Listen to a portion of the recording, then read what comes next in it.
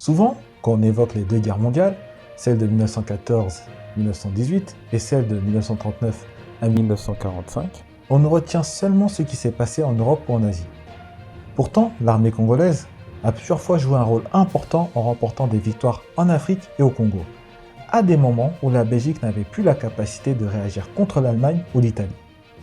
Dans cette vidéo, je vous partage les 4 victoires de l'armée congolaise. Fidèle à sa doctrine du Middle Africa, l'Allemagne souhaite agrandir ses possessions coloniales en Afrique centrale en reliant les colonies d'Afrique orientale allemande, à savoir le Burundi, le Rwanda et une partie continentale de la Tanzanie, mais aussi le sud-ouest africain allemand, l'actuelle Namibie et le Cameroun. Et ça, les Britanniques et les Français, et surtout le roi des Belges, ne sont pas du tout d'accord avec ce projet. Et c'est cette volonté d'agrandissement des colonies allemandes qui va mettre le feu aux poudres. Pourtant, au même moment, le gouvernement belge ayant déjà perdu la guerre est en exil. Tout commence lorsque les Allemands attaquent à l'est de la RDC, avec les troupes rwandaises et du Burundi. Tiens, ça fait penser à un certain rapport de l'ONU. Disposant de très peu de temps et de moyens, le général Tomber crée une armée se nommant Force publique, qui n'était en fait qu'une police à la base. Et j'ai bien dit, elle n'était qu'une police à la base. Il crée cette armée pour défendre l'intégrité du territoire congolais et surtout couper les vivres aux Allemands. Ce qui est fait, en repoussant les Rwandais et les Burundais présents à l'est du Congo. Et deuxièmement, après une longue marche de près de 400 km dans la jungle, la chaleur et les manques de vivres, la force publique congolaise arrive à battre des forces militaires coloniales allemandes à Tabora, ville économique et administrative de l'empire colonial allemand, en septembre 1916. Mais une autre victoire a été remportée à quelques mois d'intervalle, par la force publique.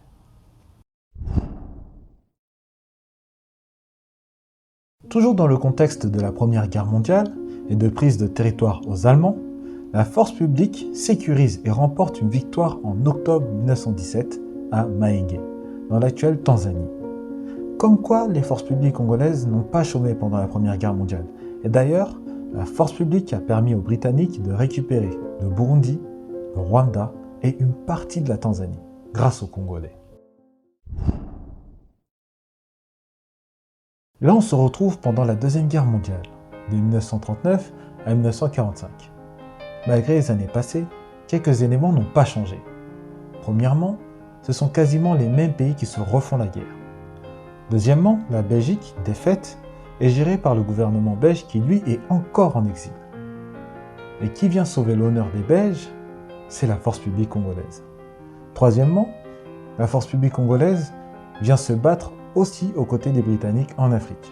Après une marche de près de 1000 km, l'équivalent environ de Paris-Marseille, non, disons plutôt d'un Paris-Barcelone, malgré la fatigue et les maladies, la force publique gagne facilement et rapidement les batailles d'Assosa et de Gambela en mai 1941. Mais la bataille de Sayo a été bien plus difficile. Les soldats sont affaiblis, certains sont malades et pire encore, les soldats congolais sont moins nombreux que les troupes italiennes. Alors l'armée congolaise a opté pour une stratégie de siège, alliant plusieurs attaques et techniques de combat de guérilla.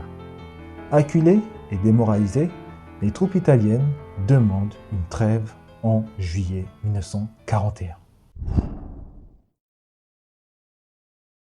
Je ne pouvais pas finir cette vidéo sans parler de la bataille de Bordeille. Car contrairement aux autres, elle a été remportée par un militaire congolais et futur général d'armée, un certain général Louis Bobozo.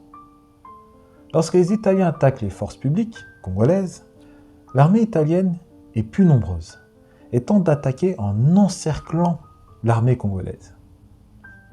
Mais c'est sans compter la force du général Louis Bobozo qui, à coups de mitrailleuses et de vives contre-attaques, gagne non seulement la bataille, mais parvient aussi à faire battre en retrait les troupes italiennes. Une magnifique victoire souvent oubliée, mais ultra décisive durant la Seconde Guerre mondiale. Pour finir, je dirais que l'armée congolaise est vraiment puissante et efficace, car elle a toujours su se battre avec le peu de moyens et de temps pour combattre ses adversaires, souvent mieux armés et plus nombreux. Et toi, que penses-tu de l'armée congolaise? Partage ton avis en commentaire. Et si tu as aimé cette vidéo, n'hésite pas à la liker, à la partager et à t'abonner à la chaîne. Quant à moi, je te dis à très bientôt pour de nouvelles vidéos sur la République démocratique du Congo.